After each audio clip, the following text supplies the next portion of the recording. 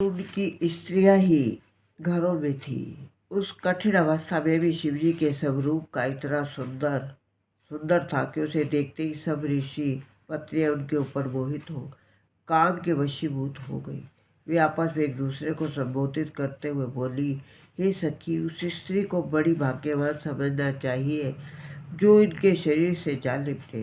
इस प्रकार कहकर वे सब स्त्रियां काम के वशीभूत हो हंसती मुस्कुराती हुई शिवजी से जाकर लिपट गई। उस समय उनके पति भी लौट कर आ पहुँचे। जब उन्होंने ये दृश्य देखा तो ये अत्यंत क्रोध में भरकर शिवजी से कहने लगे, अरे मूर्ख नारकी, अदबी, पापी, अनाचारी, तू कैसा पाप कर रहा है। तूने वेद के विरुद्ध अधर्म को स्वीकार किया। तूने अपने इस स्वरूप द्वारा हमारी स्त्रियों के धर्म को बिगाड़ा। अस्तु, हम तुम्हें ये श्राप देते हैं कि तेरा लिंग पृथ्वी पर गिर पड़े। हे नारद, उस ऋषियों के इस प्रकार कहते ही शिवजी का लिंग कटकर पृथ्वी पर गिर पड़ा। पृथ्वी को पार करता हुआ पाताल के भीतर जा पहुंचा। इधर लिंगहीन हो जाने पर शिवजी अत्यंत लज्जित हुए। उन्होंने अपने स्वरूप को प्रलय काली रूप की भांति महाभयानक बना लिया, परंतु यह भेद किसी प्रकार प्रकट न हुआ। शिवजी ने ऐसा चरित्र क्यों रचा था। शिवजी का लिंग जब गिर पड़ा उसके पश्चात तीनों लोकों में अनेक प्रकार के उपद्रव होने लगे, जिसके कारण सब लोग अत्यंत भयभीत, दुखी, चिंतित हो गए। पर्वतों से अग्नि की लपटें उठने लगी। दिन में आकाश से तारे टूट टूट कर गिरने लगे। चारों ओर हाहाकार का शब्द भर गया।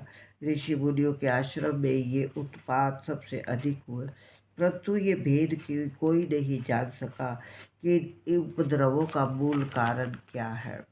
हे नारद, प्रत्येक मनुष्य को ये उचित है कि प्रत्येक कार्य को भली भांति समझ लेने के पश्चात ही करे। जो मनुष्य विद्या पढ़कर अहंकारी हो जाते हैं वे शिवजी को नहीं जान पाते, पीछे बहुत दुख उठाते हैं। अस्तु, उन उपद्रवों के कारण घोर दुख हो पाने के कारण वे ऋषि मुनि अपने स्थान को त्याग कर देवलोक में जा पहुँचे, परंतु जब वहाँ भी उन्हें शांति न मिली तब वे देवताओं को लेकर मेरे पास आए। उस समय इंद्र आदि सभी देवताओं ने मुझे प्रणाम करते हुए कहा, हे प्रभु, जिस उपद्रवों के कारण लोग तीनों लोग भस्म हुए जाते हैं उनके उत्पन्न होने के वास्तविक कारण क्या है।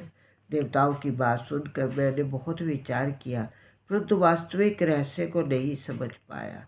तब मैं उन सब को साथ लेकर विष्णु जी के पास जा पहुंचा। वहाँ भगवान विष्णु को प्रणाम करने के पश्चात मैंने उनसे उन उत्पातों का कारण पूछा। मैं बोला, हे प्रभु, मृत्यु हो रहा है, आप कृपा पूर्वक कारण बताइए तथा जैसे हो इन उपद्रवों को शांत कीजिए, जिससे तीनों लोग इस घोर दुख से मुक्ति को प्राप्त हो सके। शिव महापुराण की आगे की कथा सुनने के लिए आप मेरा अगला वीडियो देखिए। ओम नमः शिवाय।